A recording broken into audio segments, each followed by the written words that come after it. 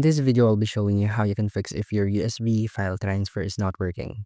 Head to the developer options of your phone and then find the USB debugging. Now find the default USB configuration and set it to file transfer, or you can also use MTP. Now inside your PC, you can open the device manager.